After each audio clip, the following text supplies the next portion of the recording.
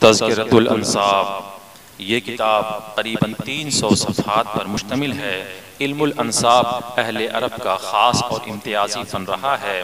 اس فن میں مہارت رکھنے والے طبقہ کو نسابین کہا جاتا ہے۔ اس علم کی برکت سے ہم ماضی کے دریچوں سے اسلاف و اخلاف، علماء و سلاطین، سادات و حدات کے خد و خال اور ان کی خاندانی شرافت و عظمت سے واقف ہوتے ہیں۔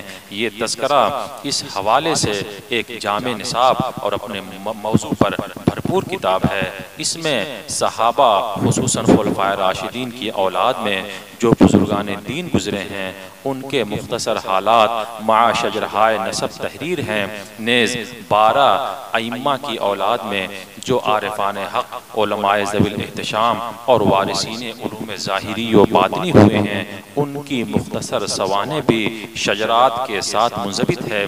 یہ بھی سید امام الدین گلشن آبادی کی تقدیم ہے، جس کی تقدیم و ترتیب نو کا سہرا مولانا محمد افروز قادری چریا کوٹی کے سر ہے۔ جی تو اس کتاب کی اہمیت کا اندازہ آپ کو کتاب کی فہرست سے ہو گیا ہوگا، تو اس کتاب کا مطالعہ بھی کریں۔